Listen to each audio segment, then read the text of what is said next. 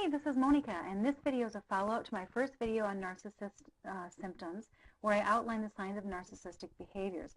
For this video, I'm going to outline 6 things that you can do if you're involved with a narcissist, especially if you're married to one or romantically involved. Number 1, my piece of advice is don't fall in love with a narcissist. Learn the signs and run the other way.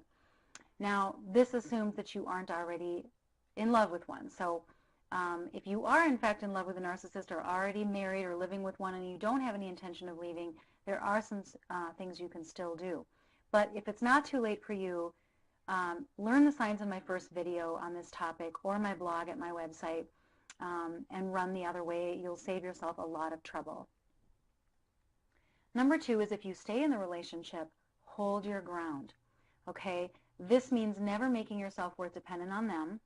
Do not allow your perceptions to be swayed by theirs, and stay connected to your inner voice. And ways that you can do that are surrounding yourself with friends who validate your reality. You can get a therapist, keep a journal, anything that will help you stay connected to what you know to be true.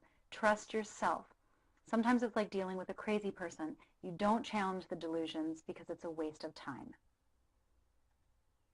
Number 3, if holding your ground causes rage in your partner, seriously consider leaving.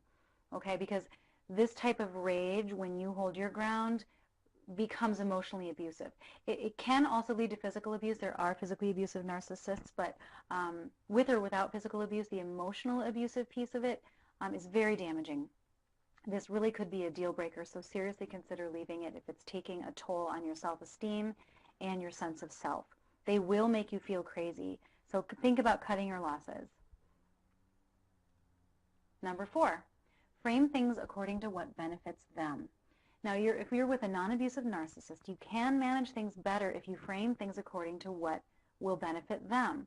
Stating your needs rarely works. So instead of saying, I'd really love to go out with you for dinner with my family, restate it as, everyone really likes you. They'd be delighted to have you there. If they feel like their ego is being stroked, you have a little bit more leverage. Number 5, remember they are fragile. They're not powerful. They may be crazy-making, but they don't have the power to change you if you don't let them.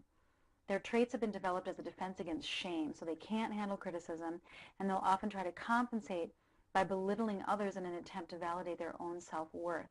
People who are overly narcissistic, they commonly feel rejected, humiliated, and threatened when criticized. So it is okay to support their defenses as long as you know that is in fact what you're doing. If you're doing it strategically and you're doing it to preserve the peace in certain situations, that is okay. My final piece of advice is to take care of yourself. I cannot say enough about the importance of supporting yourself with viewpoints other than your narcissistic partner. So maintaining your own sense of reality is really going to be the key to keeping sane. Pick your battles and save your energy. Self-care will go a very, very long way. Thank you so much for tuning in today, and until next time.